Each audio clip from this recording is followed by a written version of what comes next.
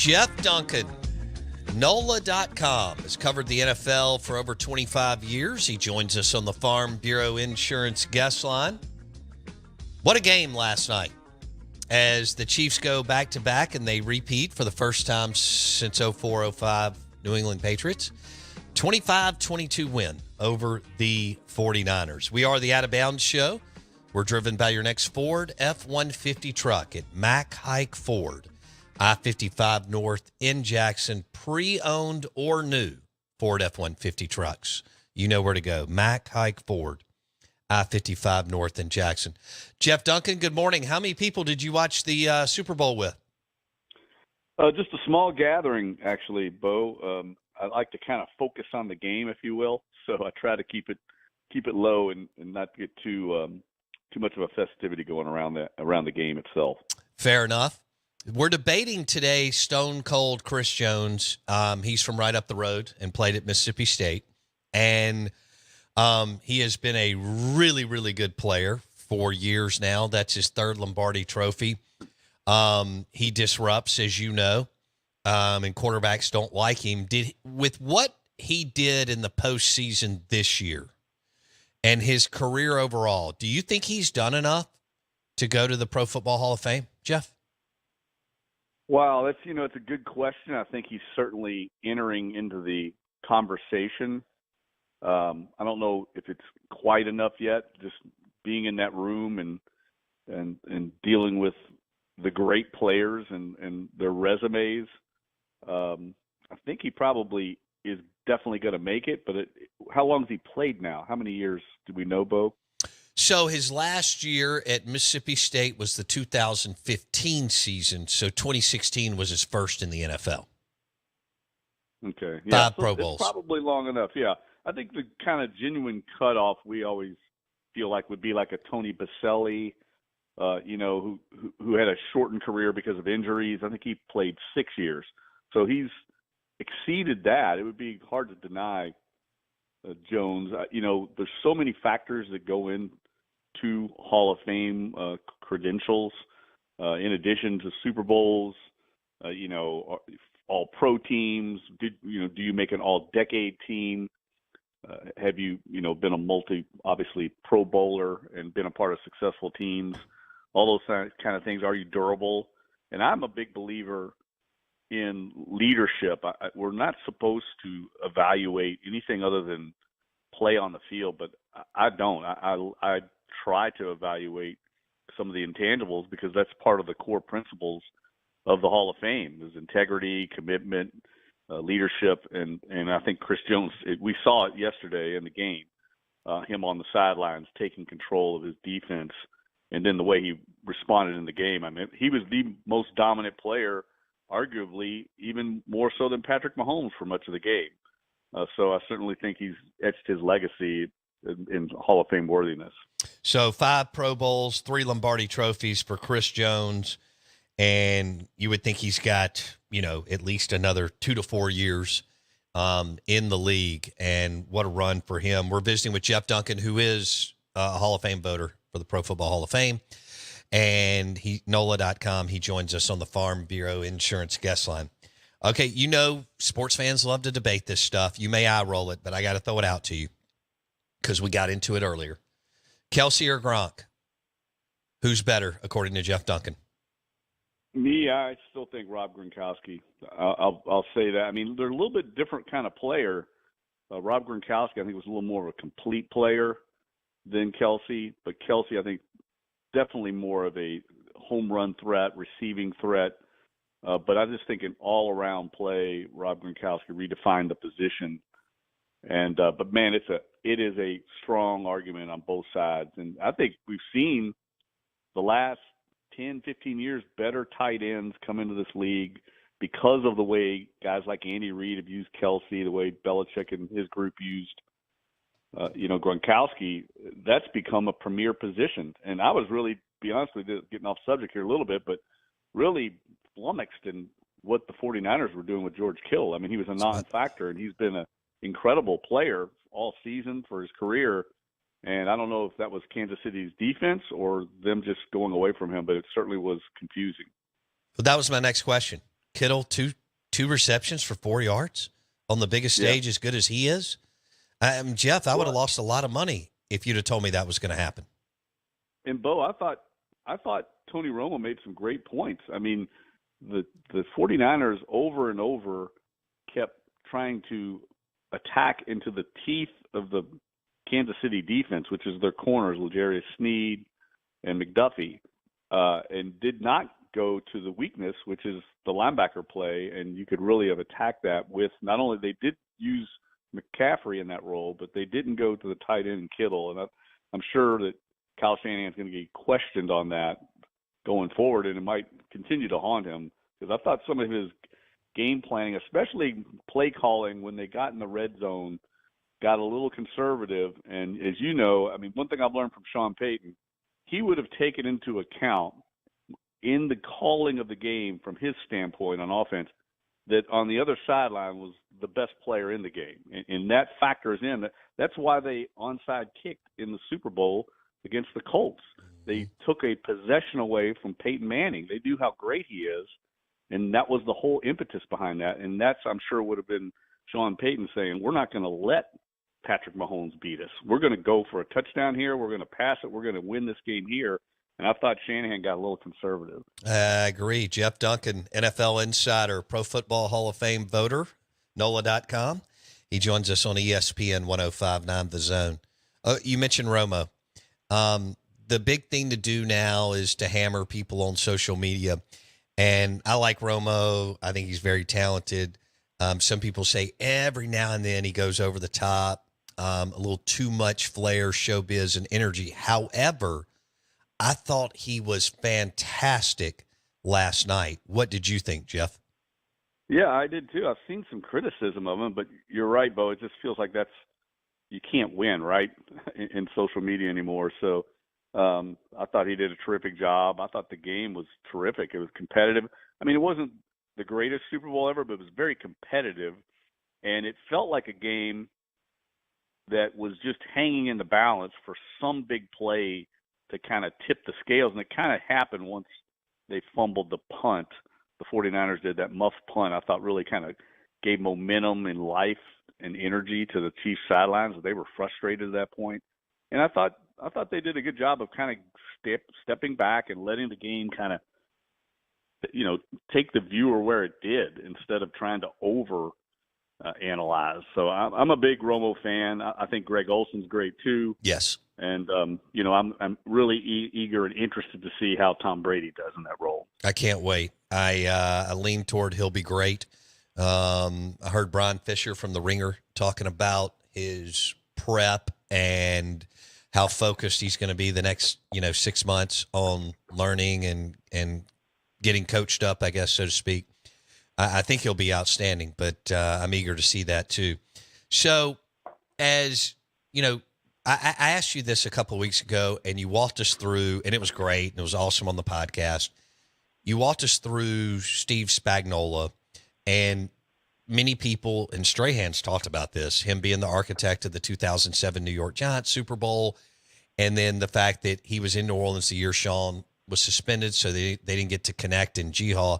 Now he gets his fourth Lombardi trophy as the defensive coordinator for the Chiefs. Is he the best postseason defensive coordinator in the history of the NFL? I don't see how you could argue otherwise. I thought he actually was the difference in the game last night, how they adjusted. Really the Niners were in great rhythm early on offensively, if not for that fumble by McCaffrey. I thought, Purdy looked in control and very confident, and you could just see the adjustments as it went on. The second half, the third quarter alone, the Chiefs dominated. So you have to give Spagnuolo credit that when you start seeing offenses and quarterbacks like Purdy look uncomfortable holding the ball, that's because of the scheme, because of confusion they're causing at the quarterback position. That's the key to stopping great passing attacks, is disrupting their timing. And that's what Spagnuolo did, and he did it without giving up anything. That was the other thing. I mean, lots of times when you come after quarterbacks the way he likes to do, you make yourself vulnerable on the back end for an explosive play. They just did not give those up, and that's just incredibly well-coached defense. And I'm sure Sean Payton, if you got him down and talked to him now, he would admit that's a huge mistake that he made. That was back when Payton was very impulsive, kind of impetuous, right after the Bounty Gate season of suspension. And I think he's a much better coach now, much more mature. But those were back in his days when he was still kind of the renegade and made decisions like that I think he'd regret today. All right, I want to switch gears here for a second and talk about this new Hall of Fame class. Jeff Duncan, NOLA.com, Saints NFL insider, joining us on the Farm Bureau Insurance guest line. Patrick Willis, he played at Ole Miss. His story is amazing. He was not highly recruited, Jeff. He was on some bad Ole Miss teams, but he was unbelievable. Then he goes out to the San Francisco 49ers and has a great career. When you were looking at the whole thing, I mean, just give me you covered him. Obviously, the Saints and 49ers had an unbelievable playoff game out in the Bay Area years ago, especially the last, 4 or 5 minutes of the game. That one kind of broke my heart. But just your thoughts on Patrick Willis as a player and linebacker in the NFL. Yeah, look, I definitely voted for Patrick Willis. I thought he was kind of a no-brainer choice. He kind of defines what I look for in a Hall of Fame candidate. Were you the dominant player at your position for an extended period of time? Now, how you define that depends on your own personal take. I like to say if you were the best player at your position for most of a decade. Going a full decade is difficult because it's such a violent game, but he certainly qualified for that in multiple Pro Bowls, multiple All-Pros. And a lot of times I feel like we put too much weight on a team sport on, team accomplishments. It's not Patrick Willis' fault that he got drafted by the Niners and ended up in a bad period for that team. Just like it's, not the fault of Tony Baselli who ended up in Jacksonville. So I'd never try to put too much stock into, especially for a linebacker or an offensive lineman, on Super Bowls. So that was out of the equation. I thought he was a no-brainer. I thought this was a very tough year as a voter. I thought the 5 that ended up making the modern-day finalist list were all worthy, but I think you could have rotated in 3 or 4 others and wouldn't have had any argument. Can you share those names that just come up, off the top of your head? 2, 3, 4 names? Well, Antonio Gates, certainly. I saw that debate. Yeah.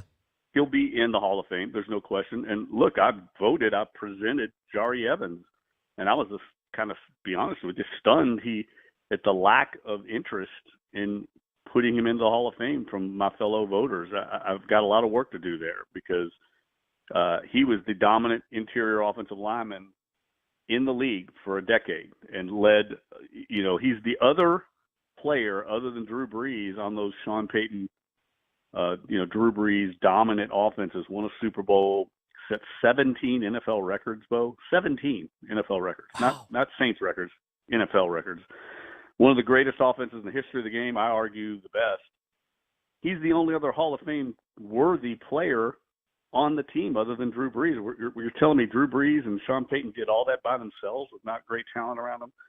So we've got to work on that. Actually, I talked to Peyton about it last week. I talked to Mickey Loomis. We've got to get the word out. I think we're fighting a little bit of a battle in perception and also the small market. Yes. That we are here in New Orleans. Yes. But we've got to get the word out about how dominant Jari Evans was. Wow, that's a great point. Jeff Duncan, NOLA.com on the Out of Bounds show. Okay, Jason is jumping up and down in his chair. He's a Minnesota Vikings fan. Jared Allen, where do you stand there, Jeff? Well, I definitely think he belongs in the Hall of Fame. I don't think I didn't vote for him over the 5 that got in and Jari Evans, just because I think he's a little bit lower in terms of credentials. But Jared Allen's a Hall of Famer, and that's the problem we have is that we're only allowed to vote on 5. So, people have to understand when we're voting in that room, we have limitations. We can't put everybody in, and it's hard to say, yes, he deserves to be in over someone else. And then you have someone like Reggie Wayne, who's now been on the ballot he's been a finalist for 8 years, and he's not in. It's a long wait. Wow. And we've got even more competition. Now, I don't know all the first ballot eligible players next year, but I know Eli Manning is one of them. Luke Kuechly is one of them. Adam Vinatieri. So it's going to even be more competitive next year. This year was a little less competitive when you didn't have a ton of first ballot shoe-ins. Julius Peppers, in my opinion, was the only just shoe-in first ballot guy. Even Antonio Gates didn't make it. But you're going to have Gates back on the card next year, Jari Evans, Reggie Wayne, Jared Allen. I mean, it's going to be tough. Wow. Okay, Jeff Duncan, Hall of Fame voter. Do you think Eli Manning's a slam dunk, first ballot? No, I don't think he'll get in first ballot. And I think because it's not strictly about Super Bowls, I think we've kind of gotten to that point I don't think anybody looked at Eli Manning when he played, as great as he was, and said he's the best quarterback in the NFL ever. I don't know if he ever was. And I don't even know if you'd say he was the best quarterback in the NFC during his period. He played great in the Super Bowl, and that counts for something. That's part of the matrix. But I don't think it's the end-all, be-all. And just like Jim Plunkett, who won 2 Super Bowls, is still not in the Hall of Fame. Now, I would argue Eli had a better career than Plunkett overall, but I think Eli's going to have to wait. But he's definitely going to get in. There's no doubt in my mind. You talked about Steve McNair. You may not remember this, but you talked about Steve McNair with us a couple of years ago. And my takeaway was that you felt like, he was underrated, that he was so talented. And we always do this, what would McNair have been with Sean Payton, Kyle Shanahan, LaFleur? And because Fisher to me kind of suffocated his offensive talent, but you may disagree. Obviously you think the world of McNair's talent and play on the field, right, Jeff? Oh, 100%. Look, the thing I've always said that separates the great players, the great quarterbacks from, the very good ones or the good ones is how they elevate the play of the players around them. And look at what Steve McNair did at Alcorn State, right? I mean, he couldn't have been surrounded by that great a talent, and he just lifted that program to heights it hadn't seen in so long. Then he comes to Tennessee and basically a startup operation and does the same in Tennessee. That is the sign, in my opinion, of greatness. Look at Drew Brees here in New Orleans. Look at what he did at Purdue. We took him to the Rose Bowl. They hadn't been in 60 years before that. They haven't been back. Comes here, wins a Super Bowl. They fall off the charts as soon as he leaves. That's what great players, especially great quarterbacks, do. And that's why I always have trouble when I hear this argument a lot of times. It can apply to basketball or football. Oh, he doesn't have the talent around him. That's the excuse they make. Well, if you're truly great, you raise up, you lift the strengths. You play to the strengths of your teammates, and you cover up their weaknesses. I saw Drew Brees do that with undrafted free agent receivers, 7th round draft pick Marcus Colston. They play to their strengths and they lift everybody else up. And I thought McNair did that. And I totally agree with you in that if he would have played in today's era with the wide open game, playing to the quarterback's mobility, he would have been truly dominant. Woo. All right. And should he be in the Hall of Fame? I don't think so. No, I think he falls just short. And look, I say that as a huge Steve McNair fan, but just if you look at his overall body of work, I think it falls into the Hall of very, very good. But it's the Hall of Fame, and that's what I try to tell people all the time. I mean, we're talking about the greatest players in the history of the game, and there's a lot that goes into that, including success on the field, unfortunately, but it has to be factored in. And I just don't think he quite measured up when you look at the totality of his career. Okay, fair enough. Jeff Duncan, NOLA.com on the Out of Bounds Show. Jeff, thanks so much for hanging out with us on a Super Bowl Monday. What's the schedule here? I mean, do you take a little time off? What's coming up? I know you're covering the Saints and doing some other things. What's going on here the next few weeks for Jeff Duncan? Well, look, I'm sure the Saints sometime this week are going to introduce Clint Kubiak officially as the offensive coordinator. So we're hoping to have a press conference for that. That wasn't the greatest resume tape that he put out there yesterday. I mean, he wasn't the offensive coordinator, but I thought their offense was sporadic. And then, look, I'm writing a column this morning in Las Vegas. The entire New Orleans Super Bowl contingent is out there, and they're going to participate in the handoff ceremony with Roger Goodell as they take the torch from Las Vegas.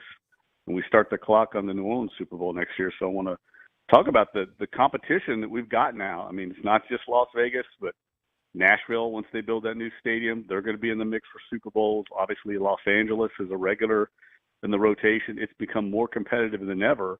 And if we want to continue to have Super Bowls here, we've got to raise our game in New Orleans. And I'm sure we will this year. I heard great things, but it's not getting easier, and it's going to be more competitive than ever. No, it is not. And I think that is so cool that it's 2.5 hours down the road-ish. But, man, that's a great point. And you mentioned that a couple of weeks ago, that the contingent was out in Vegas, and they've got to raise the bar once again. All right, Jeff Duncan, be good. We got to do this again in a month or so. We appreciate you, okay?